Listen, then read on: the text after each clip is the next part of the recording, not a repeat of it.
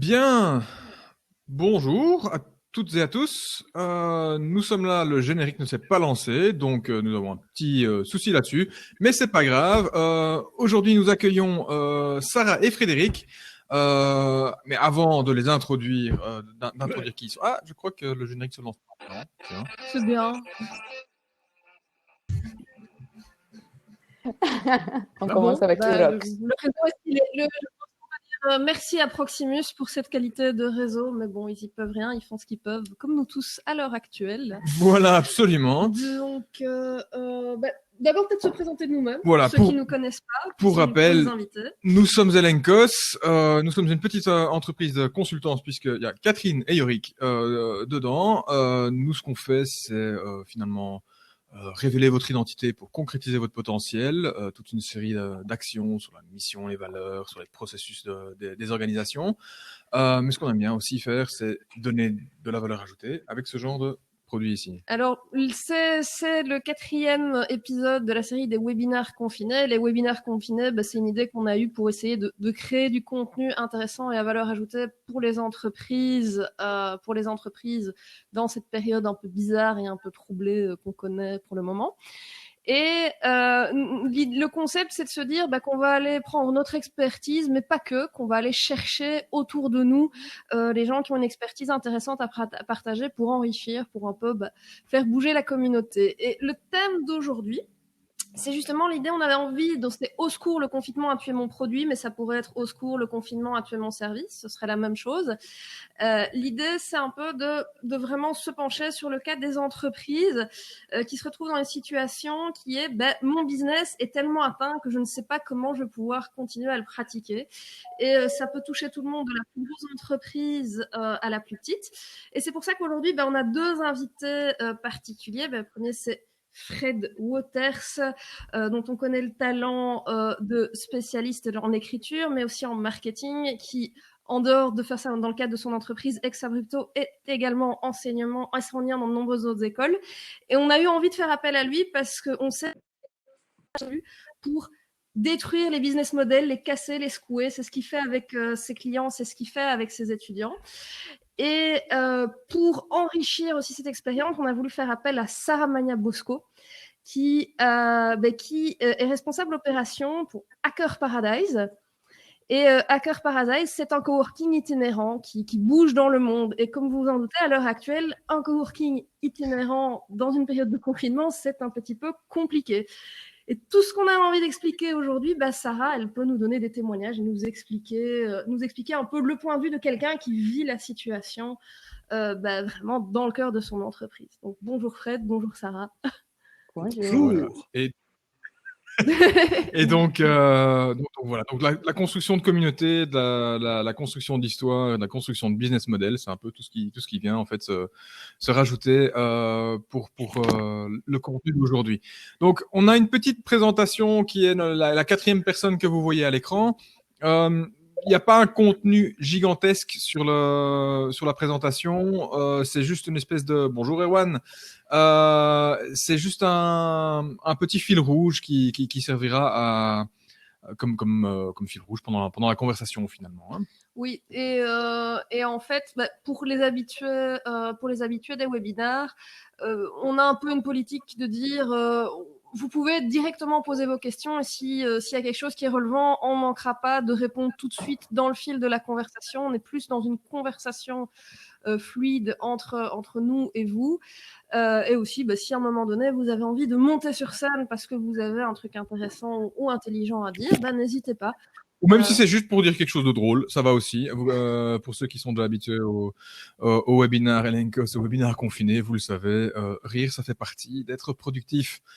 Ok, bon pour la santé. Voilà, exactement, c'est bon pour la santé. et Dieu sait que c'est important. C'est ce que disait le président de la Confédération helvétique il y a 2 ans. Ah, voilà, donc vous avez déjà appris quelque chose. Je vous enverrai le lien à ceux qui sont intéressés. C'est un discours qui vaut la peine d'être écouté.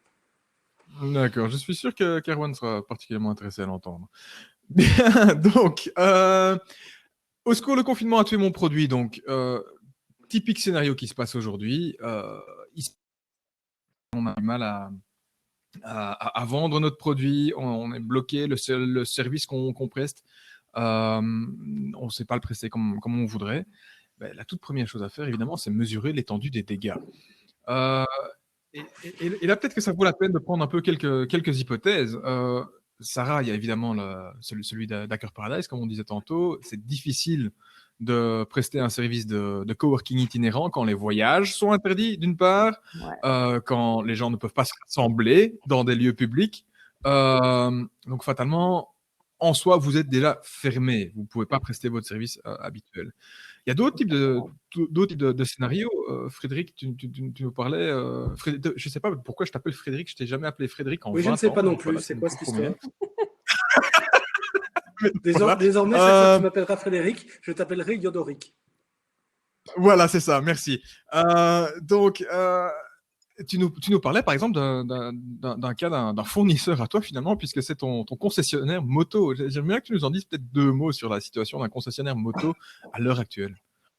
Alors, les concessionnaires moto, que ce soit d'ailleurs moto neuve ou moto d'occasion, ils sont dans une situation évidemment qui est très difficile, qui est d'autant plus difficile en fait pour eux. Bon, forcément, comme beaucoup, ils sont fermés, donc à part pour les entretiens et les réparations urgentes, ce qui veut dire que tout leur chiffre d'affaires de vente est mis entre parenthèses. Alors pour un concessionnaire normal, entre guillemets, il y a toute la partie service, entretien, etc. Donc véhicule neuf, je veux dire, ça va. Mais pour un concessionnaire moto d'occasion, en gros, son business est complètement à l'arrêt. Or, le gros problème, c'est que la saison de l'achat de moto, c'est entre début mars et fin mai. Donc, en gros, tous les concessionnaires moto ont vu partir leur saison au fil du confinement. Et c'est d'autant plus préoccupant qu'en plus, la moto est en général considérée comme un achat plaisir et pas un achat nécessaire.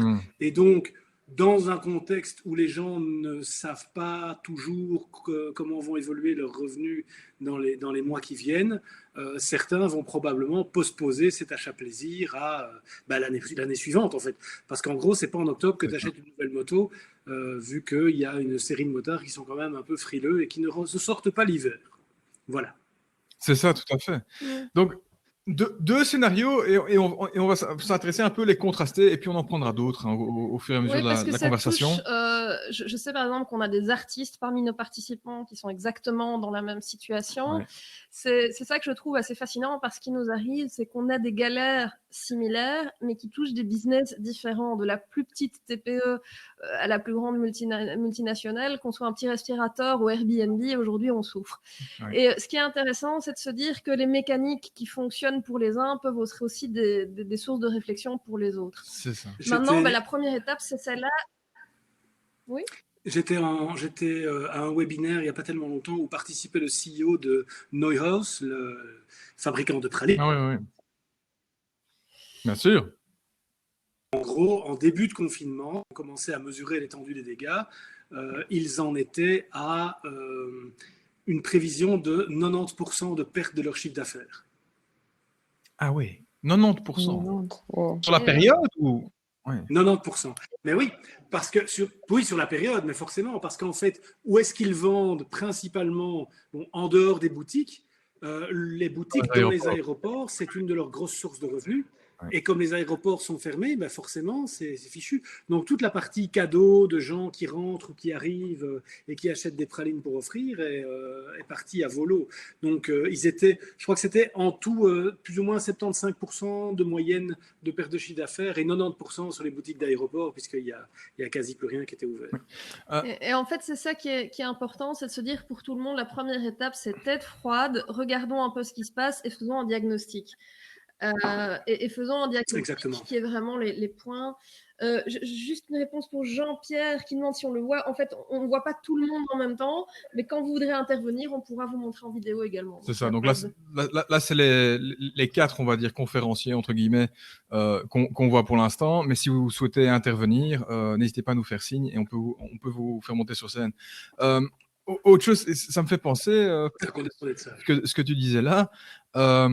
Quelqu'un qui a fortement souffert, grosse entreprise pourtant, c'est Avis.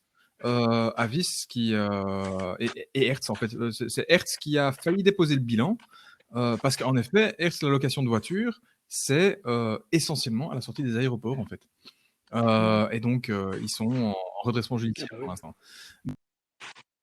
Comment est-ce qu'on mesure l'étendue des dégâts? Alors ça, c'est la première question à se poser. Commencer à soigner quoi que ce soit, il faut diagnostiquer. Et là, il y a 3 grandes catégories. Et après, sachant que chaque business peut potentiellement être affecté par les 3 catégories de manière différente. Hein. Peut-être que Catherine veut toucher au premier point. Le point, c'est vraiment le business model qui est atteint, c'est-à-dire on a un produit ou un service qui intéresse encore les clients, mais on ne peut plus les mettre à disposition comme avant. Par exemple, on a une participante qui est dans une situation où elle vend des écharpes de portage qui viennent du Sénégal. Elle a encore plein de demandes. Les clients veulent acheter ces écharpes de portage, mais ce qui se passe, c'est que les écharpes, elles sont coincées au Sénégal. Et elle peut faire ce qu'elle veut, elles ne vont pas arriver. Et donc ça, c'est vraiment un problème d'approvisionnement. Ou alors, vous avez les restaurateurs qui peuvent, peuvent encore cuisiner, peuvent encore avoir leur plat, mais on ne peut plus se rendre au restaurant pour consommer. Donc il y a vraiment un maillon dans la chaîne qui coince et on n'arrive pas vraiment à délivrer son produit ou son service. C'est ça, exactement. Ensuite, il y a le cas qui affecte beaucoup de monde aujourd'hui, qui est un peu le cas du concessionnaire de moto dont on parlait avec Fred il y a 2 minutes. D'une part, la concession est fermée, mais d'autre part, même les clients qui souhaiteraient acheter, finalement, la demande s'écroule du fait de la crise. Donc ça, c'est un deuxième élément qui peut affecter beaucoup d'organisations et qui fait évidemment très très mal. C'est l'idée que tout service qui n'est pas considéré comme essentiel par les clients finaux, que ce soit des business ou que ce soit des individus, tendent à voir leur demande diminuer. Et ça, c'est évidemment quelque chose qui fait mal. Et c'est un problème de demande, c'est pas un problème de demande. Avec des effets de cascade aussi, hein. Tout à fait.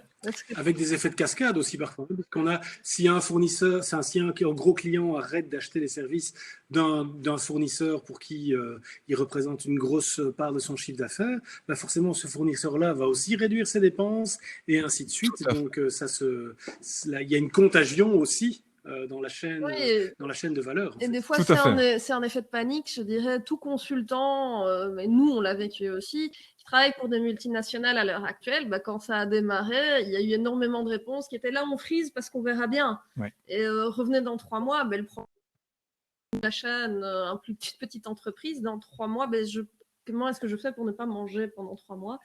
C'est un peu plus problématique, c'est difficile. Évidemment. Mais par contre, il y a Steph qui est en train de pointer un fait, c'est que autant il y a une demande qui diminue pour un certain nombre de services, mais effectivement, hein, il y a des gens qui voient des opportunités dans la crise, par exemple les vendeurs de vélos, où là ça cartonne. Cowboy est en train de fortement communiquer là-dessus, parce que Cowboy est toujours très bien introduit dans la presse, qui voient leur vente exploser en ce moment. Ils sont eux ravis de la crise, entre guillemets. En termes d'opportunités business. Et enfin, il y a le troisième scénario qui est un peu le plus... condition. Dis-moi, oui, Fred. À condition que la chaîne de production suive, parce qu'on est aussi dans un cas où, au niveau du business model, tu as toute la partie suppliers, et s'il y a une disruption dans la chaîne de production due au coronavirus, on a vu ça en début de crise quand la Chine s'est arrêtée. Si vous prenez par exemple les vendeurs de lunettes en ligne Paulette, ouais, tout à fait. Ils ont complètement arrêté leurs opérations parce que leur usine était dans la province de Wuhan et donc complètement à l'arrêt. Absolument. C'est le cas des écharpes de portage dont Catherine parlait tantôt. Hein. La demande est là. Le business model intrinsèque, si on veut, serait là, mais l'approvisionnement est affecté et donc de ce fait-là, ils ne savent pas livrer, même si la demande était là. Et alors, il y a le troisième élément. Je dirais que c'est le plus dur pour moi. C'est le plus dur parce que c'est Sarah, c'est ton histoire. Là. Exercer l'activité parce qu'elle est en fait interdite d'une manière ou d'une autre, de manière directe ou indirecte. C'est évidemment les voyages, c'est tout ce qui touche à l'événementiel, c'est l'ORECA dans une certaine mesure, l'ORECA sur place, les coiffeurs, et effectivement donc tout ce qui rassemble des gens, et donc c'est évidemment votre cas. Est-ce que tu peux, Sarah, nous dire un peu deux mots sur comment vous avez vécu les annonces qui ont eu lieu et comment vous avez traité en fait ces annonces sur ah oui, en fait on va pas pouvoir quoi. Oui, ben en fait, ça s'est passé assez rapidement. On avait 2 voyages en cours. Un voyage, on peut l'appeler un peu retraite, en Colombie, à Medellín, et l'autre où j'étais aussi, on était au Brésil.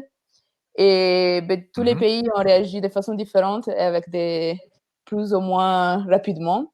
Donc, on a eu la Colombie qui a commencé avant à parler de fermer les frontières et de commencer un lockdown. Et en ce moment, on avait 17 personnes qui étaient sur Medellín, dont on était un peu responsable. Nous, en fait, comme Hacker Paradise, on se charge de la logistique du voyage. Donc, on fournit les appartements qui sont partagés dans 2-3 chambres. Et aussi, on fait des collaborations avec les espaces de coworking locaux. Et on est en communauté. Donc, vraiment, on passe nos journées ensemble. Tout le monde bosse. Mais après, on déjeune tout le temps ensemble. On fait des soirées, on fait la fête, on fait des skill share. C'est vraiment une vie de communauté. Et on avait 30 personnes au Brésil. Donc, ça a commencé avec la Colombie avant. Et on se disait, bon, non, OK, tout, ça va. Et le lendemain, c'était, on va faire un lockdown dans 3 jours. Les aéroports vont fermer. Donc, c'était vraiment un peu la catastrophe. Moi, je suis responsable de l'équipe qui gère les voyages, les retraites. Donc, j'avais la responsabilité de mes employés aussi, être sûr qu'ils étaient bien. Donc, en fait, ce qu'on a décidé de faire, c'était d'annuler la retraite au niveau de programmes qu'on offre. Donc, on a les workshops toutes les semaines et la facilitation. On a arrêté ça, mais on a toujours soutenu nos membres avec les maisons. Donc ça, on a laissé nos membres les maisons, mais nous, on a dit la facilitation, on en arrête ici parce qu'on doit penser à l'équipe aussi et à vous aussi. Et du coup, il y a eu 2 directions différentes. En Colombie, vu que ça a commencé quelques jours avant, presque tout le monde est rentré chez eux. La plupart des membres de notre communauté sont des nomades, donc pas tout le monde a forcément une maison quelque part dans le monde, mais la plupart sont rentrés chez leur famille ou chez des amis. Et au Brésil, où les choses étaient assez calmes, parce qu'on était juste dans une île assez paradisiaque, donc on ne sentait pas trop les problèmes. Et il y a des gens qui sont partis, il y a des gens qui sont restés là-bas, mais qu'après 2 semaines, ils sont partis aussi. Mais au niveau d'entreprise, la décision qu'on a prise, c'était vraiment, on doit être sûr que nos employés sont safe et qu'ils sont à l'aise. En fait, on voulait que tout le monde allait dans un endroit où ils se sentaient à l'aise. Et on a parlé avec l'équipe et tout le monde pourrait rentrer chez eux. Et donc, c'est comme ça qu'on a pris la décision. Et au niveau chiffre d'affaires, oui. Dis-moi, Yorick. Non, parce qu'il y a quelque chose qui me frappe évidemment avec votre business en particulier, c'est qu'il est d'autant plus complexe que vous êtes affecté par ce qui se passe dans différents pays. Vraiment. Il y a différents aspects. Il y a l'aspect transport, il y a l'aspect logement, il y a l'aspect Horeca. Bon, vous ne faites pas de l'Horeca pur et dur, mais enfin, c'est mettre les gens ensemble. Et tout ça sur plusieurs pays. Donc vous êtes vraiment autant affecté que des grosses agences de voyage ou ce genre de choses-là, quoi. Donc, ouais, tout à fait. Oui, nous, vraiment, on peut pas faire ce qu'on avait l'habitude de faire. Et juste pour donner un exemple, on avait janvier était le meilleur mois qu'on avait jamais fait en vente. Et donc, on était vraiment dans une bonne année. Et là, avril, c'était 0. Mais vraiment 0. Évidemment. Donc, c'est vraiment assez intéressant. Émotionnellement, on se prend un choc et il faut répondre très, très vite.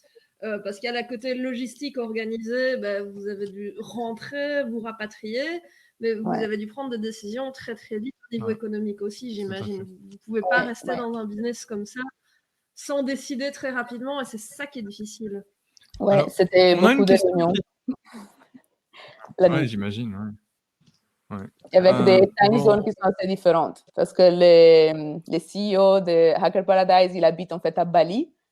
Donc, imaginez-vous la communication Amérique latine, Indonésie. Pas simple.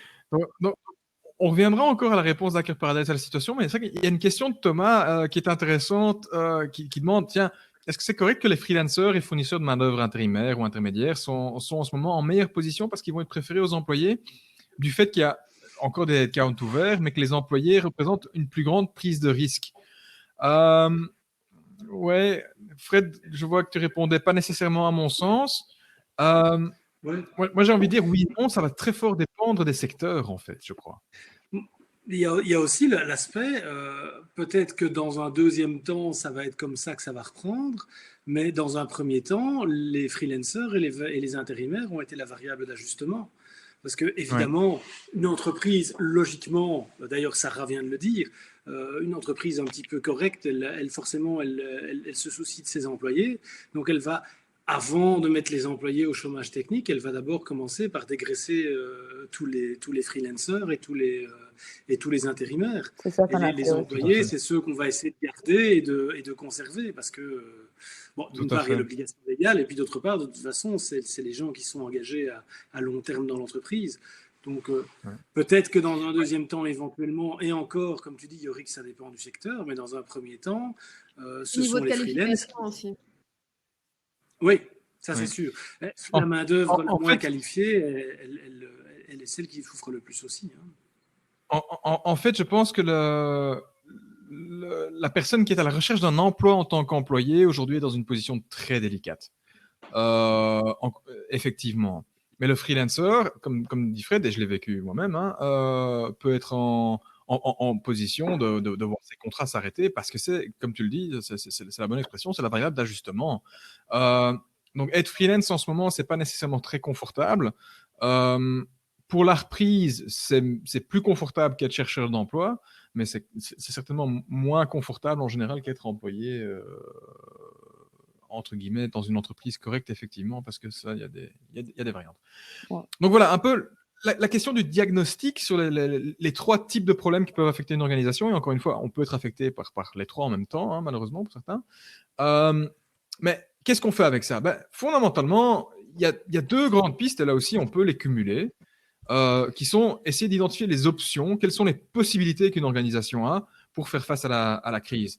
Et les deux, développer des nouveaux produits ou services, ou bien c'est adapter des produits et services existants. Encore une fois, il peut y avoir une stratégie qui mêle les différents aspects. Et là aussi, je trouve il y a des choses super intéressantes à discuter. On va peut-être de nouveau commencer par toi, Sarah, au niveau Hacker Paradise, parce que vous avez une réaction assez rapide sur tiens, qu'est-ce qu'on pourrait proposer d'autre à nos clients, en fait. Et ça, je suis intéressé à ce que tu nous expliques un peu le cheminement, parce qu'il va être riche. Oui. On a... Bon, on s'est tout de suite rendu compte que c'était pas une situation qui allait durer juste 1-2 mois. Et donc, tout de suite, il y avait une partie de l'équipe, genre moi, qui était en train de gérer les retraites et être sûr que tous les employés étaient bien. Donc, j'étais occupée quelques jours et me rapatrier moi-même du Brésil. Là, je suis en France. Mais aussi, pendant que j'étais en train de rentrer, il y avait une partie de l'équipe qui avait déjà commencé à faire des brainstorming sur ce qu'on pouvait faire. Et après, déjà, les lundis après, on était en train de lancer des produits.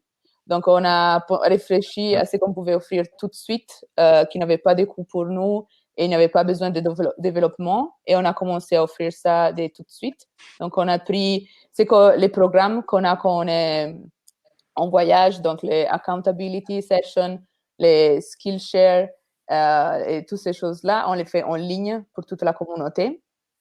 Et après, on a commencé aussi à côté de développer un nouveau produit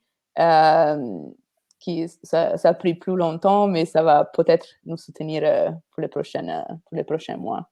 Donc, on a voulu aussi différencier les produits qu'on est en train d'offrir pour être sûr que quelque chose va marcher. C'est ça, oui, bien sûr, absolument. Et donc, c'est pour ça, comme je disais, il y a les deux grandes pistes, mais souvent, une stratégie va cumuler les deux, parce que justement, il faut essayer de maximiser les chances que ça prenne. Fred, on avait une discussion assez intéressante qui avait justement adapté son service quelque part.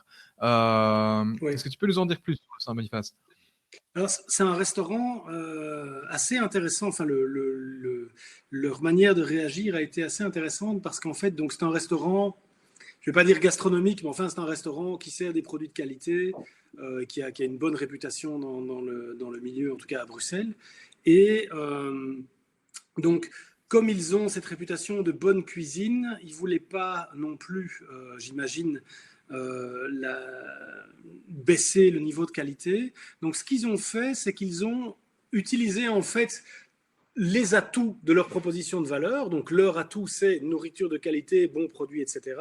Et mettre ça en évidence dans leur offre sur Uber Eats, puisqu'ils sont passés sur Uber Eats pour une partie. Et donc qu'est-ce qu'ils ont fait? Ils ont livré des sandwichs, mais pas n'importe quel sandwich, pas le jambon fromage du coin, mais des sandwichs aux rillettes. Et vous aviez le choix entre 3 sortes de rillettes, oie, canard et porc, et l'américain préparé maison, évidemment, avec tartare haché, enfin tout ce que vous voulez. Ils ont aussi, ce qu'ils ne font pas dans le restaurant, préparé des hamburgers. Et c'est la même chose, l'idée c'était hamburger avec de la viande, c'était de la bavette d'aloyau des sauces préparées sur place en cuisine, etc. Donc il y avait un aspect extrêmement qualitatif. Et alors ils ont gardé 2-3 plats de leur carte, mais qui sont des plats faciles à transporter et à réchauffer, du style bœuf bourguignon. Ils ont aussi quand même gardé un des éléments qui fait leur réputation, qui est l'andouillette quintuple A, pour ceux qui connaissent. D'accord. Mais donc voilà, ils ont réduit leur carte et ils l'ont adaptée tout en conservant vraiment leur identité qui était de fournir une nourriture de qualité avec des produits exceptionnels ou en tout cas de nettement en meilleure qualité que ce qu'on trouve d'habitude. Et je trouvais ça assez intéressant parce qu'effectivement, c'est pas juste je fais la même chose et je fais livrer, c'est vraiment repensons le business model pour voir comment la livraison peut rester en ligne avec la proposition de valeur qu'on a par ailleurs. C'est ça. Et donc, ça fait parfaitement bien le lien avec le slide suivant, hein, parce que c'est un peu cette question. OK, il y a des options qui s'ouvrent, des nouveaux produits qu'on pourrait fournir, des nouveaux services qu'on pourrait fournir, ou en adapter des existants, mais au fond, lesquels est-ce que je dois choisir? Et là, il y a plusieurs critères à prendre en compte. Mais nous, en fait, le premier, celui qu'on met toujours en évidence, mais ça me fait plaisir parce qu'on est de moins en moins les seuls et ça revient de plus en plus dans ce genre de situation, c'est un peu une réflexion sur notre identité. Qui nous sommes, quelle est la mission de l'entreprise, quelles sont les valeurs de l'entreprise. Et c'est la première chose à vraiment garder en ligne de compte quand on doit shifter, quand on doit créer un nouveau produit, un nouveau service. Parce que si on n'est pas en accord avec qui on est à l'image de notre marque, on va dans le mur. Justement, l'exemple que tu donnais, Fred, exactement une illustration parfaite de ça, parce que c'est une entreprise qui est restée fidèle à qui changeait son produit, mais le produit reste tout à fait dans l'image de la maison. Et j'imagine, typiquement, Sarah, vous, ça a peut-être été la première question que vous avez dû vous poser, parce que oui, le produit en tant que tel, ce que vous donnez, vous ne pouvez plus le garder, mais vous avez dû repenser un peu à qui vous étiez avant de pouvoir proposer des nouvelles alternatives. Oui, c'est ça. Et... Vas-y. Et, justement, moi, c'est un peu qui m'intéresse, c'est comment, par rapport à votre identité, au fond, est-ce que vous aviez des produits qui n'auraient pas été en accord avec qui vous êtes, avec vos valeurs, des solutions qui n'auraient pas fonctionné, par exemple? Des idées que vous avez rejetées, quoi, en fait, quelque part. Oui, on a fait beaucoup de brainstorming, mais au final, on a vraiment pris nos missions et on a regardé et en fait, on a que c'est... Attends, là, je dois la traduire en français de l'anglais, mais en fait, c'est qu'on veut être. Là, déjà, on est en communauté des télétravailleurs. Donc, tous des gens qui peuvent bosser où ils veulent et ils décident de voyager avec d'autres personnes et partager avec eux leurs connaissances et tout. Donc, on est très fort au niveau de créer une communauté face-to-face. Donc, quand on voyage ensemble et on passe du temps ensemble.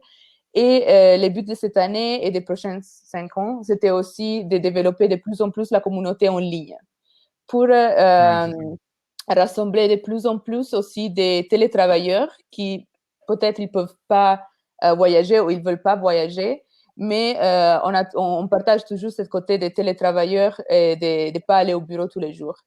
Donc on a réfléchi à comment on pouvait faire ça. Donc on est en train de tester notre programme en ligne pour le moment que pour les membres, mais on envisage de l'ouvrir au public peut-être sous une forme de membership. Là, on est encore en phase de test. et ça se passe bien.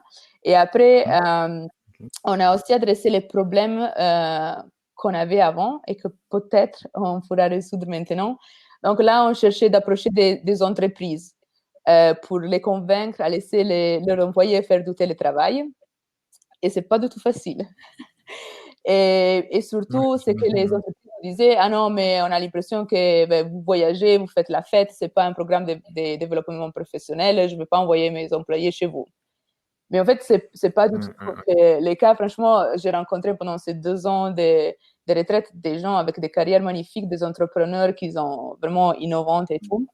Donc là, ce qu'on cherche de faire, c'est de changer aussi un peu notre image, de la rendre un peu plus professionnelle. Et du coup, là, on a regardé qu'est-ce qu'on sait faire. Bon, ça fait 6 ans depuis qu'Hacker Paradise existe et c'était toujours, on n'a jamais eu de bureau. Personne, on est tous vraiment, on a des gens à Bali, il y a des gens en Californie, il y a des gens en Amérique latine.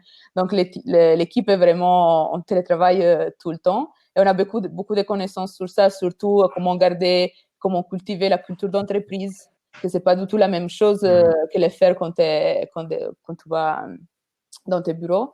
Et donc, on a décidé de mettre nos connaissances à disposition des entreprises en faisant des workshops pour aider toutes les entreprises qui se sont retrouvées d'un jour à lendemain de bosser de la maison.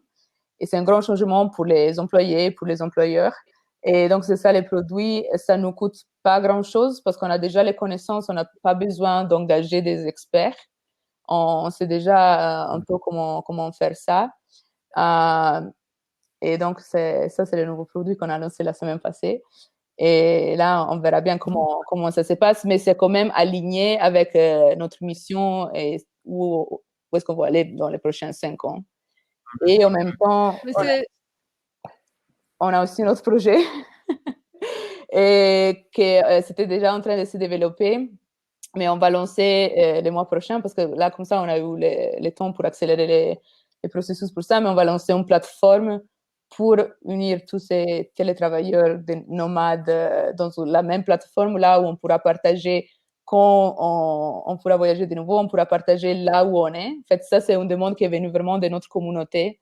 Et tout le monde veut savoir où les autres sont quand on n'est pas en voyage avec Hacker Paradise. Mais c'est vraiment important pour nous que les connexions entre les gens restent, même s'ils ne voyagent pas avec nous. C'est vraiment une communauté qui reste après le voyage. Donc, à la base, la plateforme, c'était pour ça, pour voir où les autres gens sont et pour se rencontrer.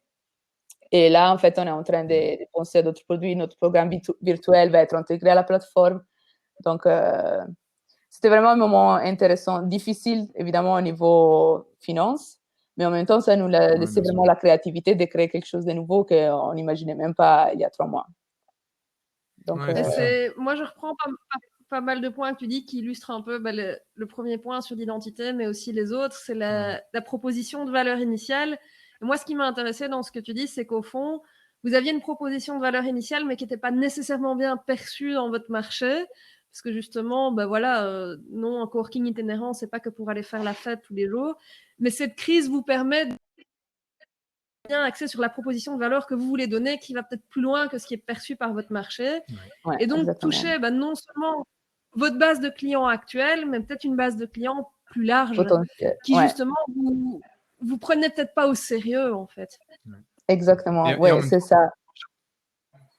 Et en même temps, j'entends aussi que tu dis, oui, et on prend en compte ce que la communauté était en train de nous dire, donc vraiment prendre en compte, en fait, tes clients, actuels ou futurs d'ailleurs, ce qu'ils veulent en ce moment, et t'adapter à ce besoin-là aussi.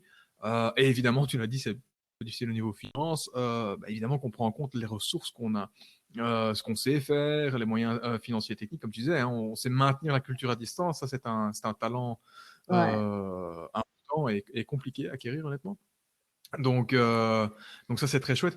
Moi j'aime bien prendre l'exemple d'un ami qui est artisan parfumeur. Et un des problèmes qu'il a, lui, fatalement, c'est d'acquérir les ressources pour faire ses parfums, puisqu'en fait, il travaille de la matière naturelle. Et il importe la matière fatalement parce que, par exemple, les roses, ça vient de Turquie ou d'Égypte, ça dépend un peu, mais ça vient de différents pays. Et aujourd'hui, fatalement, il ne sait pas nécessairement toujours continuer à s'approvisionner dans ces matières. Alors, on pourrait dire, oui, mais pourrait remplacer ça par des parfums de synthèse, hein, puisque ça existe. La parfumerie industrielle travaille essentiellement à base de produits de synthèse. Et il pourrait même en profiter pour rebrander certains de ces parfums, dire voilà, voici le parfum rose Covid, quoi. Le problème, c'est que d'une part, lui, ses valeurs et ce qu'il met en avant, c'est la matière naturelle, c'est le fait qu'on est vraiment en train de travailler des belles matières nobles. Et d'autre part, il a un univers qui est zen, qui est calme, etc. Donc, l'aspect provocateur d'aller utiliser Covid ou Corona dans ces noms de produits, ça ne correspondrait pas du tout à son image. Donc, même si business-wise, ce serait une option, son et sa proposition de valeur et ce qu'attendent ses clients de ce fait-là s'oppose à ce qu'ils suivent cette voie-là, qui est celle des parfums de synthèse, avec un nom provocateur lié à ça. Donc, encore une fois, gardez à l'idée, il y a besoin d'avoir des options, d'ouvrir des options, et puis de les filtrer, comme Sarah l'a expliqué, ou comme l'exemple du parfumeur, à travers qui vous êtes, quoi. C'est vraiment ça le grand point. Et moi, j'ai un point j'ai envie de revenir un peu dessus, c'est un peu la question des ressources en interne, c'est savoir comment maximiser. Moi, c'est ce qui m'impressionne le plus dans les entreprises à l'heure actuelle, c'est qu'elles doivent se mettre à faire des choses qu'elles faisaient pas avant. Donc, toi, Sarah, tu me parles de nouveaux produits. Des nouveaux produits, ils se vendent pas de la même manière de ce que vous vendiez avant vos produits. Donc, c'est un peu, au final, tu te retrouves un peu à changer de métier d'une certaine manière dans ta manière d'approcher les choses. Oui, absolument. En fait, ce qu'on faisait avant, évidemment, on avait une petite équipe marketing que d'ailleurs, on a dû laisser. En fait, on avait 2 personnes qui en freelance pour les digital marketing et une personne comme employée pour les head of marketing. Et on a gardé les employés, mais on a dû rompre les contrats avec les freelances. Mais du coup, avant, en fait, on faisait du digital marketing. Et une des choses que je faisais, moi, je devais juste faire la conversion. En fait, on fait des entretiens avec toutes les personnes qui sont intéressées à rejoindre la communauté. Donc, c'est un entretien, mais c'est aussi du sales. Donc, c'était plutôt inbound sales et les gens venaient grâce au marketing. Mais là, personne ne sait qu'est-ce qu'on fait là maintenant. Donc, je me suis retrouvée de passer des inbound sales à faire outbound sales. Donc, je suis en train de découvrir tous les outils LinkedIn, de faire beaucoup de cold reach out que je n'avais pas forcément jamais fait. Et là aussi, ça s'apprend, ça fait aussi un peu chier. Après un jour, c'est beaucoup d'enthousiasme. Les jours après, c'est devenu frustrant. Mais oui, on a dû aussi créer les contenus pour les produits. Et là aussi, c'était beaucoup d'apprentissage parce qu'on avait beaucoup de choses dans nos têtes. Mais on a dû les mettre par écrit et faire aussi des recherches. Donc, c'était vraiment... On a complètement changé de boulot. Et aussi, les facilitateurs qu'on a d'habitude, ils ont l'habitude de créer ces événements et avec les personnes, ils ont de les rencontrer. Et là, tout se passe en ligne. Donc, pour eux aussi, a beaucoup, beaucoup changé. Et donc, oui, j'ai l'impression que vraiment, je fais un boulot différent comparé il y a 2 mois. Oui, tout à fait. Et donc, c'est beaucoup de flexibilité, en fait, qui est requise, hein, clairement, au niveau des talents. Et moi, c'est quelque chose que je remarque dans toutes les entreprises, les plus petites. Enfin, si on reprend un peu, Fred, l'exemple des concessionnaires de motos, ce sont peut-être des gens qui avaient une manière très traditionnelle de faire du business et qui n'ont pas nécessairement changé leur manière de faire du business depuis des années. Et là, subitement, il y a énormément de nouvelles choses qui doivent venir très, très vite et très rapidement, quoi. Oui, tout à fait. Disons que s'ils veulent booster leur vente et récupérer une partie de leur belle saison perdue, ils doivent effectivement se montrer, enfin faire comme Sarah, quoi, hein, faire un peu plus d'outbound, faire un peu plus aller plus vers le client, ce qui n'est pas du tout leur habitude forcément, et donc et peut-être proposer de nouveaux types de services ou de nouvelles façons, de nouvelles possibilités d'acheter, ou peut-être de pré-réserver des motos ou des choses comme ça, qui sont des choses qu'ils n'ont pas nécessairement l'habitude de faire ou qui n'organisent pas de manière structurée. Oui, c'est ça. Tout à fait. Ouais. Et aussi, tous les marketing pour nous a dû changer. Avant, sur Instagram, on vendait un peu le rêve boss de la plage avec nous. Ben là, évidemment, ça serait très, très insensible de notre part de publier des photos des plages et pousser les gens à voyager. Donc, on a vraiment tout changé, stratégie marketing aussi. Donc, vraiment. Ouais, ça, c'est un point super important. Hein. C'est que la communication doit être adaptée à la situation, évidemment. Comme tu dis, hein, c'est pas le moment de parler de on peut être sur la plage, etc. Parce que oui, comme tu dis, c'est pas sensible aujourd'hui de faire ça, quoi. À la situation et aussi aux valeurs de l'entreprise. Hein. On revient à la question des valeurs, mais tu peux adapter ta communication à la situation. Il faut aussi que derrière, cette communication reste en cohérence avec les valeurs qui sont celles de l'entreprise. Si je prends par exemple l'exemple du concessionnaire, puisqu'on y était tout à l'heure, celui que j'ai pris comme exemple, c'est quelqu'un qui est connu pour présenter, pour être très choosy, pour sélectionner les motos d'occasion qu'il vend de manière à ce qu'il soit sûr que ce sont des bons produits, il offre une garantie dessus, etc. Il pourrait, par exemple, axer sa communication justement sur une analyse de tiens, voilà, telle moto, il se filme. Ça, c'est un truc qu'il peut faire déjà dans le confinement. Hein. Il achète une caméra, un pied, il se fout devant et il explique tiens, ça y est, on a un chat qui fait du zoom bombing. On n'avait pas fait un webinaire il fallait que Oh. ça arrive. On sentait que ça serait. C'est trop mignon. Bonjour, voilà, c'est fait. Voilà. C'est le troisième consultant à Linkos, c'est Lucky. Voilà. Bonjour. Voilà. Mais avec ça m'a distrait, désolé. Non, c'est pas grave. Donc voilà, j'avais fini. Je disais simplement, voilà, on peut faire plein de choses à condition que ça soit effectivement dans la communication, à condition que ça soit aussi en cohérence que ça reste en cohérence avec les valeurs de l'entreprise. Tout à fait. Et son identité. Ouais, une question, on revient toujours à ça, mais je pense que c'est un élément central. Ouais. Tout à fait. Moi, ce que j'avais peut-être envie d'un peu en discuter, parce que ce qui me marque, c'est en ce moment, c'est une créativité de dingue que je vois partout, d'énormément d'entreprises pour arriver à trouver des nouvelles idées. Au fond, typiquement, surtout, moi, je fais beaucoup de workshops dans ma vie. C'est un truc que j'aime bien faire, c'est des workshops. Et honnêtement, les workshops à distance, j'aime pas parce que je trouve que c'est pas aussi fun. C'est pas aussi fun et c'est beaucoup plus difficile de générer de l'envie. Et ça, moi, Sarah, ça m'intéressait un peu ton feedback là-dessus. C'est comment est-ce qu'on fait dans une période qui est franchement pas drôle, avec des gens au bout du monde pour arriver à brainstormer de manière créative pour trouver des nouveaux produits.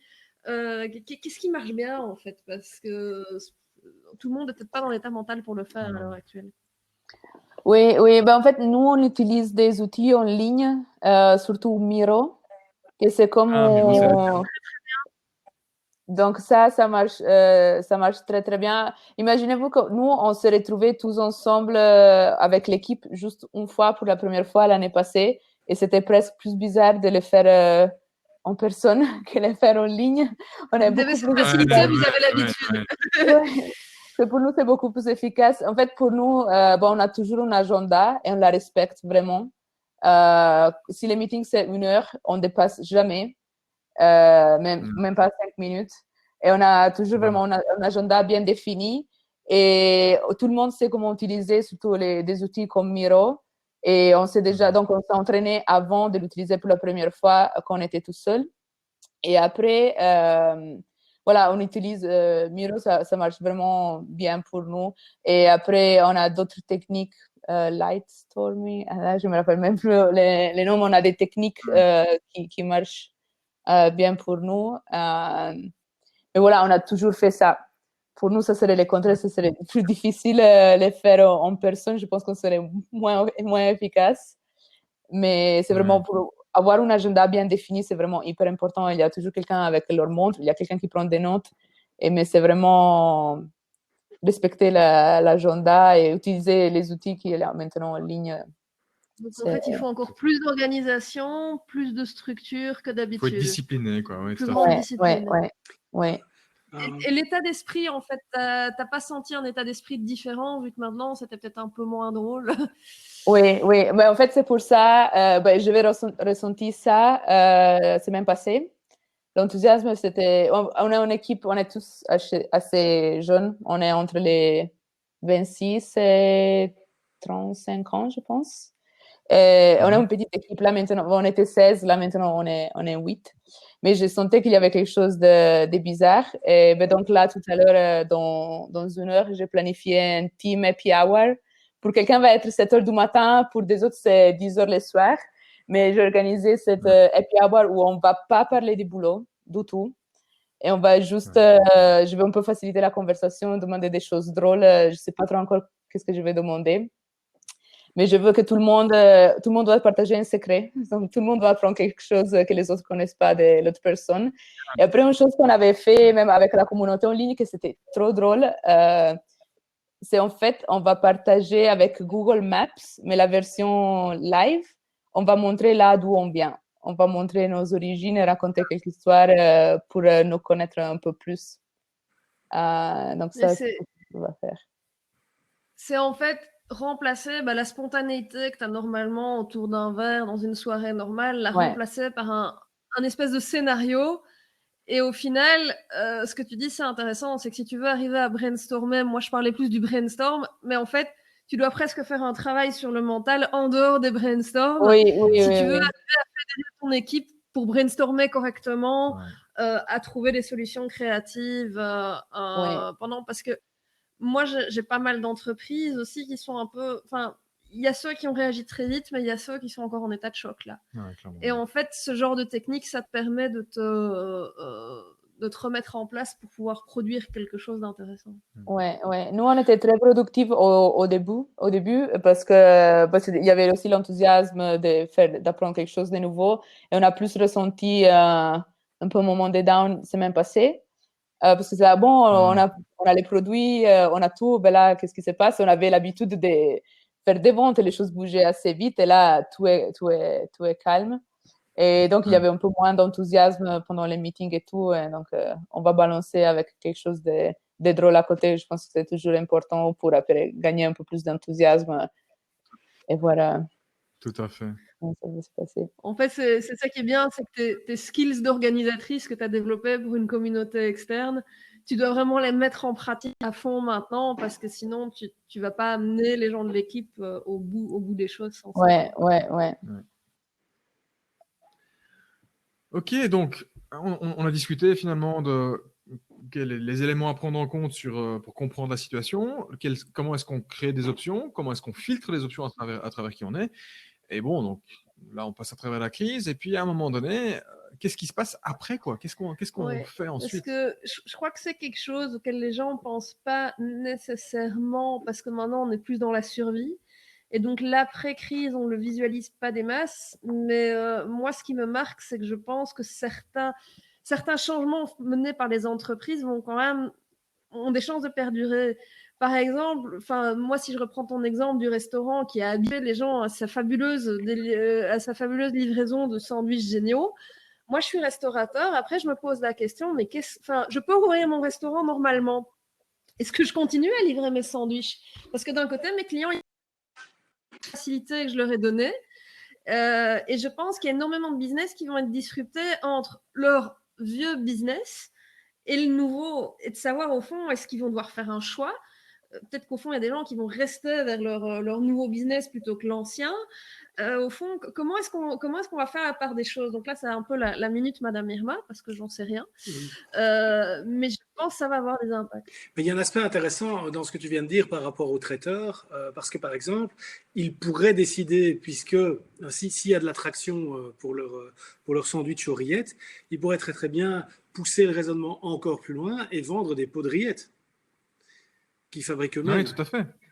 Et donc, petit à petit, de restaurant, peut-être devenir épicerie fine. J'exagère, hein, ou en tout cas développer une activité épicerie fine qui serait effectivement un soutien aussi aux restaurants. Il faut bien se dire que dans le cas des restaurants, on a aussi la question de comment va se passer ce déconfinement, puisqu'on sait que ça va être par étapes, qui vont probablement pas pouvoir remplir aussi vite qu'avant, déjà logistiquement parce qu'il y a la distanciation, et puis probablement aussi que les gens vont être un peu moins enthousiastes à l'idée d'aller au resto près d'autres personnes.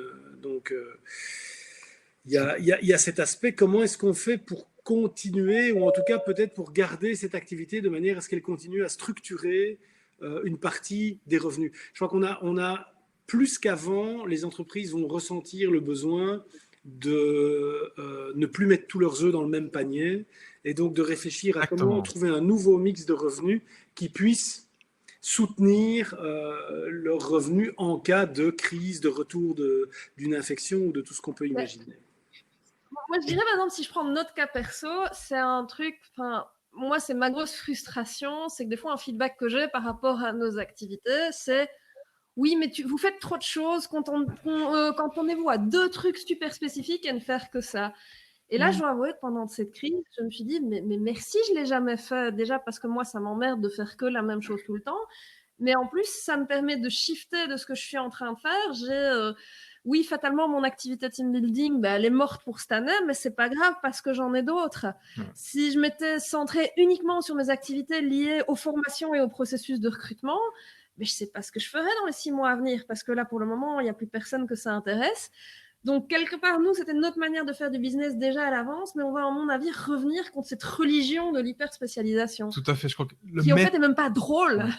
Je crois que le maître mot de la sortie de crise pour tout le monde, les petites organisations, les grosses organisations, peu importe, ça va être la redondance et la résilience. On parle des chaînes d'approvisionnement, on parle maintenant de relocalisation partielle. Il faut jamais s'attendre, je pense, à ce que des chaînes d'approvisionnement deviennent totalement locales. Mais par contre, certaines entreprises, et pas toutes, certaines vont probablement avoir un petit bout de la chaîne qui va se dédoubler et une petite portion qui va passer par quelque chose de plus local pour avoir un plan de backup, pour avoir quelque chose de différent. Et tout comme on va avoir plusieurs sources de revenus. Et plutôt que de se dire, je vais me spécialiser dans ceci et uniquement faire ceci parce que c'est ce qui m'amuse le plus, c'est ce qui a la meilleure marge au quoi aux caisses, se dire, OK, mais j'ai toujours une deuxième voie qui peut me soutenir un minimum. Je crois que tout le monde gagnerait à tirer cette leçon-là de la crise, à gérer les risques avec de la redondance, en fait. Il faut avoir un plan A, un plan B, un plan C et un plan D, quoi. Voire même E, F et G dans certains cas.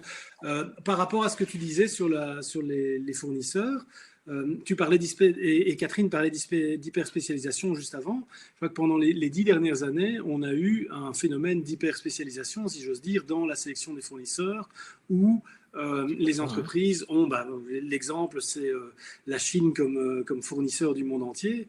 Où on a les chaînes de valeur qui se sont complètement, enfin les chaînes logistiques, pardon, qui se sont complètement orientées là-dessus. Alors qu'en réalité, encore une fois, le principe de tous les œufs dans le même panier, c'était pas une bonne idée. Parce que dès que ça a commencé à fermer des usines en Chine, il y a des tas d'entreprises ici et dans le monde entier qui se sont trouvées le bec dans l'eau parce que tout d'un coup, leur fournisseur principal les envoyait à la gare, quoi. Donc, il y a cet aspect-là aussi, c'est qu'il faut revoir en fait l'entièreté de son business model pour le rendre plus résistant à d'éventuelles futures crises. C'est ça. Parce que ça, c'est vraiment le message que moi j'ai envie de faire passer sur cette problématique-ci, c'est de dire, OK, on fait des choses pour la crise, mais ça ne s'arrêtera pas avec la crise.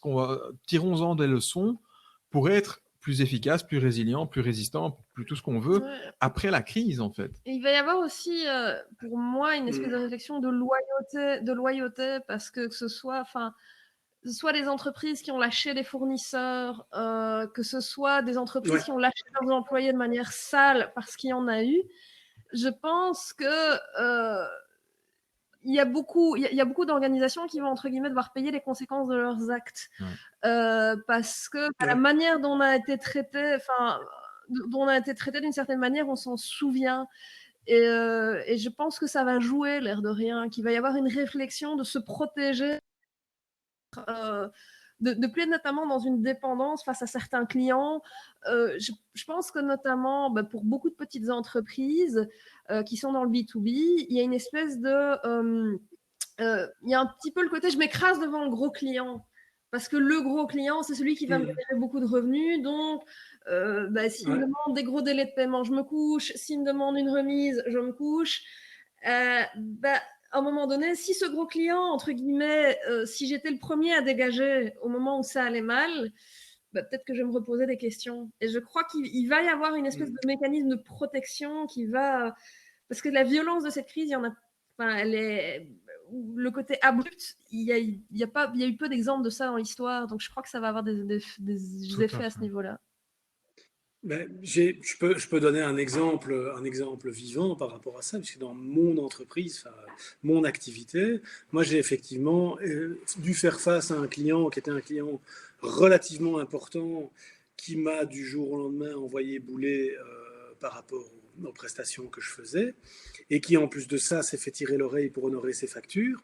C'est sûr que une fois que le déconfinement sera fini pour lui et qu'il reviendra tout gentiment proposer de recommencer, sachant qu'effectivement j'ai fait ce qu'on fait quand on est une petite entreprise et qu'on a un gros client, c'est-à-dire accepter des remises, accepter des délais de paiement plus élevés, etc. Tout ça c'est fini, en fait le client c'est fini tout court. Je crois qu'il y a cet aspect-là aussi, les gens vont garder la mémoire de qui s'est comporté correctement avec eux et de qui ne s'est pas comporté correctement avec eux. J'ai un autre client qui a mis le truc entre parenthèses, mais il l'a fait de manière tout à fait honnête, très respectueuse, et il est déjà revenu d'ailleurs. Et j'étais tout content de le voir revenir, parce que forcément, on s'est séparés dans de bons termes, avec sans mauvais sentiments, ni d'un côté ni de l'autre. Et donc oui, comme tu dis, je pense que ça va être, et je pense que ça va pas être que les petites entreprises, même les plus grosses, vont se souvenir de la manière dont les contrats ont été. Dans The Economist, ça fait plusieurs semaines qu'ils sont en train de parler de la question de l'annulation de contrats pour raison de force majeure, qui est un truc qu'emploient beaucoup les fournisseurs chinois en ce moment. Ce qui cause des gros soucis au niveau du droit international, parce que la force majeure n'existe pas en droit international, mais existe dans les droits locaux apparemment. Mais donc la question de on arrête tout parce qu'il y a un cas de force majeure, ok, légalement tu peux le faire et ton client ne sait rien faire contre, ou ton fournisseur, mais en même temps derrière ça va forcément laisser des traces au niveau éthique. Bien sûr.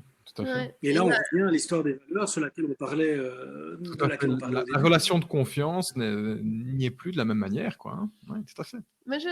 Il va y avoir une grosse crise de confiance. À qui est-ce que je peux encore faire confiance et dans quelle mesure, c'est clair. Ouais. J'avais un peu envie de revenir sur le cas d'Hacker Paradise, Sarah, de revenir un peu sur les nouveaux produits que vous avez lancés. Est-ce que, au fond, pour vous, dans votre tête, c'est un produit que vous avez envie de continuer à long cours? Est-ce que vous avez déjà réfléchi à l'après? Un peu, mais pas vraiment. Là, on est au moment où on espère que ça va marcher. Et si ça marche, on va voir comment les garder. En fait, c'est vraiment un produit qui est en train de passionner l'équipe. Donc, si on a les moyens pour les garder, je pense qu'on fera les possibles pour les faire. Ça dépend. Là, c'est vraiment la finance, l'argent qui va jouer, si on a les moyens d'engager des gens, parce que on n'aura pas, quand on va de nouveau faire des trips, des voyages et tout ça, déjà on devra engager pour faire des trips. En plus, on devra engager pour les nouveaux produits peut-être. Donc ça va dépendre vraiment de combien d'argent on va rapporter, plus de la passion qu'on a pour les produits. Là, on a vraiment fait des choix basés beaucoup sur la passion. On n'a pas voulu arrêter les contrats avec les employés. On s'est tous réduit les salaires. On a vraiment fait un choix de people, genre people first. Mais après, je pense qu'à un certain moment, on devra aussi regarder qu'est-ce que ça marche mieux au niveau business. Je pense que les voyages vont toujours rester la première chose qu'on offre, au moins pour les prochains, quand on pourra voyager, pour les prochains 2-3 ans. Mais après, la vision pour les 5 ans, ça va aussi un peu switcher. Donc, on verra bien comment ça va évoluer. Oui, ça va être de nouveau un jonglage, parce que le jonglage, il n'est pas que maintenant. J'ai juste envie de revenir sur ce que disait Stéphanie. Elle dit c'est logique au fond qu'une entreprise lâche les freelances, et je suis tout à fait d'accord. Mais c'est toujours une question de manière et d'attitude. Et je pense que les clients qu'on a envie de garder, c'est ceux qui nous considèrent comme des partenaires. Et ceux qui prennent le temps de nous le dire, de nous l'expliquer. Moi, j'ai vu passer sur Internet récemment une petite entreprise qui s'est vue recevoir un courrier type disant « À cause de la crise, on suspend tous nos paiements, merci, bisous ».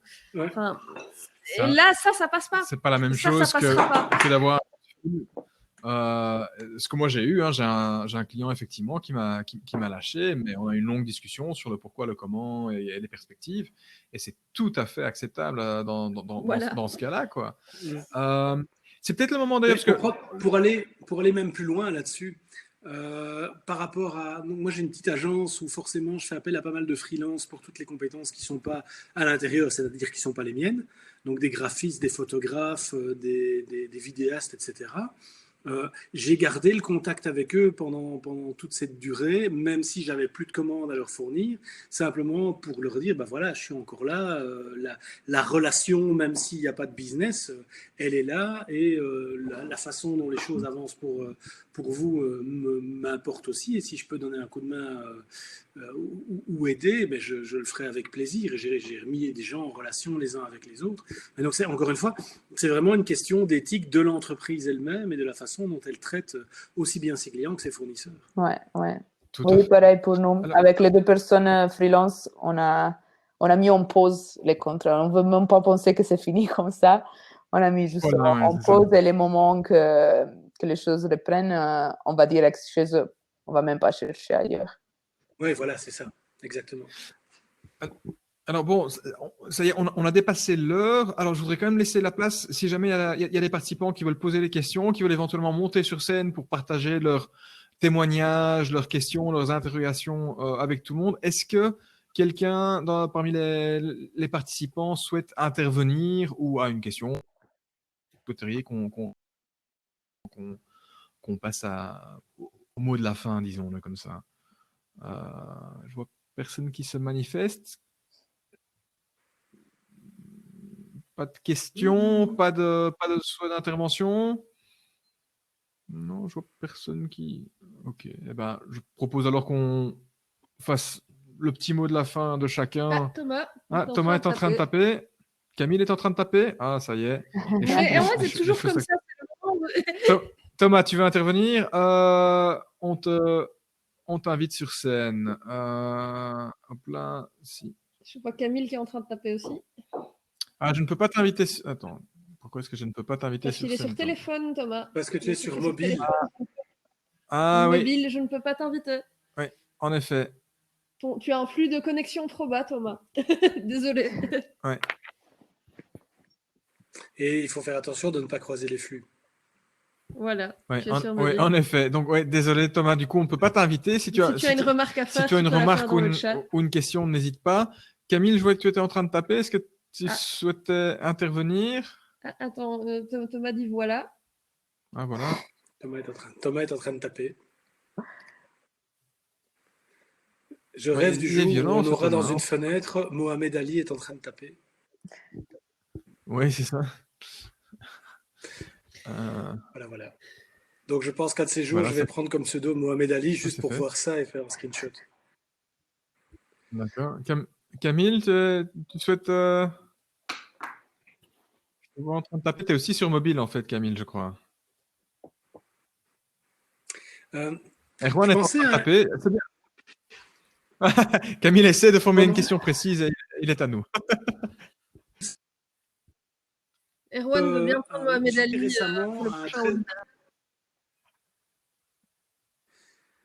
J'ai assisté tout à l'heure, il y a quelques jours, à un très intéressant webinaire où on interviewait des instructeurs de Krav Maga ou des pratiquants de Krav Maga sur la manière dont les leçons du Krav Maga s'appliquent au business en temps de crise. D'accord, ouais. Et c'était très intéressant parce que parmi les pratiquants de Krav Maga, il y avait le CEO de Neos. Donc voilà, la self-défense, ça concerne même les CEO. Et le CEO de Neos disait, en Krav Maga, il y a une règle de base quand on se fait agresser, c'est que la défense ne suffit pas. Ouais. Il faut contre-attaquer, il faut attaquer. Et donc, il disait, en business, c'est la même chose. Si vous vous contentez de réagir à la crise, vous n'allez pas survivre. Il faut être plus proactif, attaquer, développer de nouveaux produits, lancer de nouvelles initiatives. C'est ce qu'ils ont fait chez Neos, de manière à essayer de se positionner différemment et de changer la façon dont on fonctionne. Oui, c'est ça. Tout à fait. Absolument. Et Ça rejoint un peu à tes souhaits, Fred. Ça rejoint un peu ce que dit Thomas, qui est dans le cas. Hein. Il a quitté son travail pour créer une agence juste avant le début de la crise. Du coup, il a dû repenser son. Ah, merde. Et Mais il est... avec l'idée de se recentrer sur le conseil en stratégie, parce que le budget publicité est fortement réduit. Donc, c'est tout à fait exact. Le besoin de conseil augmente. Alors là, je vais dire oui, mais la conscience du besoin n'est pas toujours extrêmement marquée chez tous les clients et prospects aujourd'hui. Il y a toujours un peu cette méfiance de est-ce que j'ai de l'argent à dépenser, oui ou non. C'est un peu paradoxal et c'est quelque chose que je remarque. C'est pareil pour nous et aussi pour toutes les entreprises qui font du conseil en ce moment. C'est quand on est dans une situation de crise, le côté... On peut demander de l'aide pour faire des choses, mais pour demander quoi faire, le réflexe vient moins souvent. On est plus en mode, je me recentre autour de mon équipe et j'avance. Si je vais chercher de l'information, je vais chercher de l'information. Et le timing est particulier. Moi, j'ai presque l'impression que le plus gros besoin de conseil viendra pour rattraper les dégâts quand on aura pris le temps de s'asseoir. Dans un moment où c'est un peu comme ça que je le ressens autour de moi. Tu as encore beaucoup d'entreprises qui font du football panique pour l'instant. Tout à fait. Et c'est pas le moment où on demande de l'aide parce qu'on n'a pas l'impression. Enfin, les réactions sont très rapides, mais pas nécessairement réfléchies. Et alors, Thomas dit sa réponse est de préparer une offre pour un budget très précis et l'approche satisfaire remboursée. Alors effectivement, au plus l'offre est lisible aujourd'hui, au plus elle est claire et nette, au plus on sait comprendre ok, qu'est-ce que j'y gagne et qu'est-ce que j'y risque. Au plus elle risque de passer. Donc clairement, ça c'est quelque chose. On voyait déjà. Oui, je t'en prie, Fred. On voyait déjà un shift dans cette direction-là depuis quelques mois, depuis quelques années même, où les gens avaient besoin de plus en plus d'options précises et pas de tarifs horaires et c'est tout. On voit que ça vient même perturber, par exemple, le business model des avocats en général. Ouais. Et donc effectivement, aujourd'hui, encore plus, les entreprises ont besoin de certitude. Elles ont besoin de savoir exactement combien va coûter une mission, que ce soit une mission de marketing, une mission de consultance, une mission de quoi que ce soit, histoire de pouvoir justement savoir à quoi elles s'engagent et se demander si, en cas de problème, elles vont pouvoir continuer à assumer ça. Tout à fait, absolument. Voilà, bon, je vois qu'il y a des participants qui sont en train de quitter parce que voilà, l'heure est écoulée. Je propose qu'on fasse une petite ronde de fin et si jamais il y a encore une dernière question, on la prendra à ce moment-là. Sarah, on peut peut-être commencer par toi. Ton mot de la fin, comment est-ce que toi tu conclurais le message que tu as vraiment envie de faire passer maintenant? Oui, moi, pour moi, ce que c'est vraiment important, c'est, oui, chercher de survivre, bien sûr, mais aussi rester vraiment près de vos valeurs.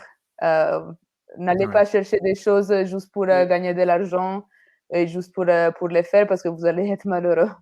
Donc, même si ça marche niveau business, mais vous n'êtes pas heureux, ça ne marche vraiment pas. Donc, pour moi, c'est... Tout à fait, absolument d'accord avec toi. Et je rajouterais même, sur le long terme au niveau business, ça finit par te coûter.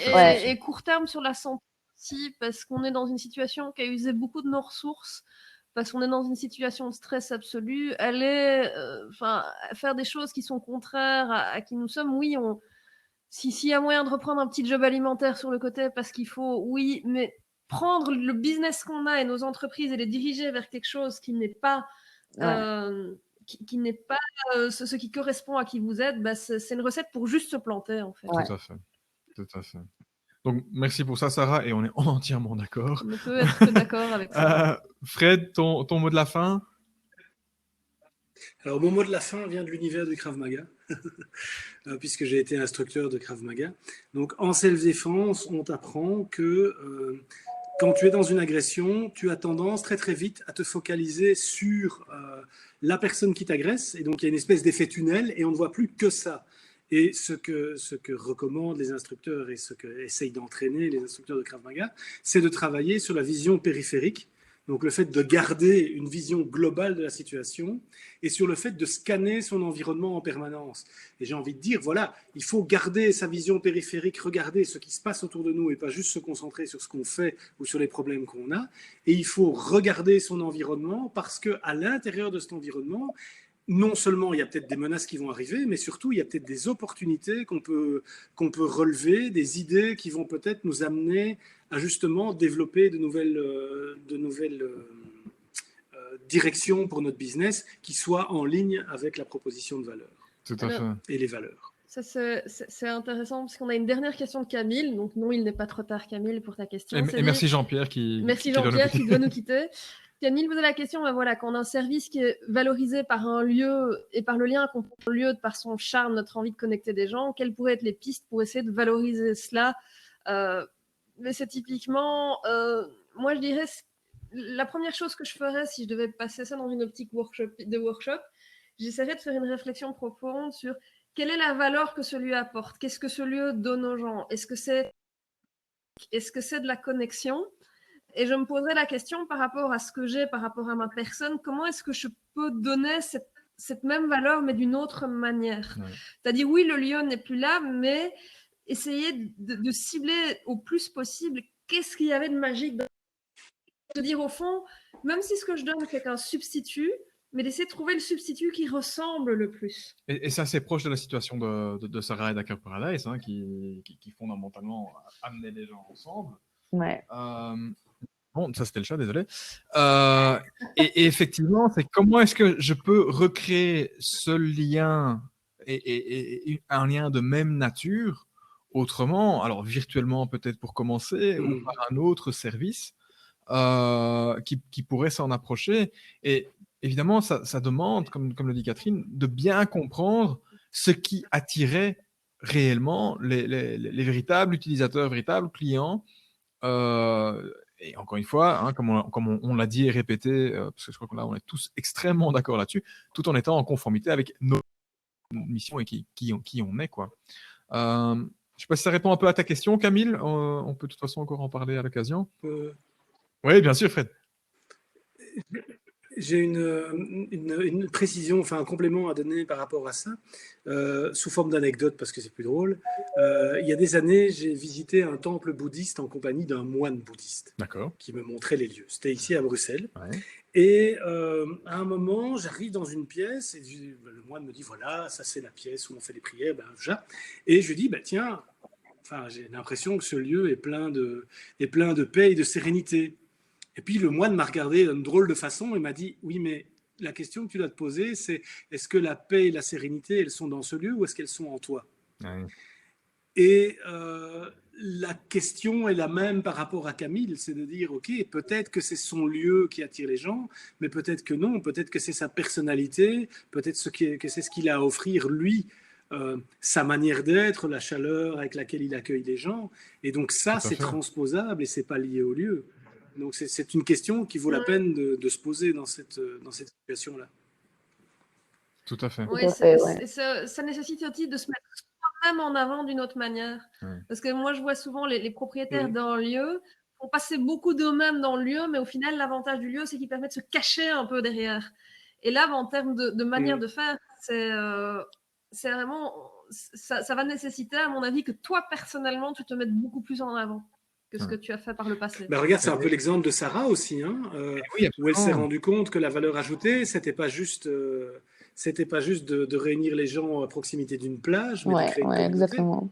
Nous, on n'est pas vraiment liés à des lieux. On bouge tout le temps, donc on n'est pas vraiment liés à un lieu, mais on a cherché de mettre online des façons pour créer des liens entre les gens, quoi. C'est la vraie raison pour laquelle nos clients ont rejoint la communauté.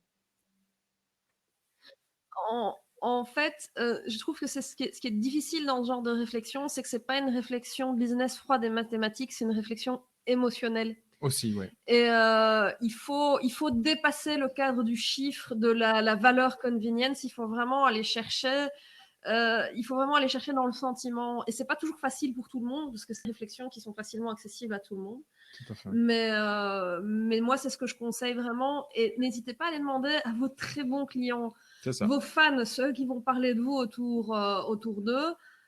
C'est eux qui savent, parce que c'est les gens les plus enthousiastes à propos de votre lieu, de votre service, de votre produit, qui vont peut-être vous aider à shifter les choses. Tout à fait.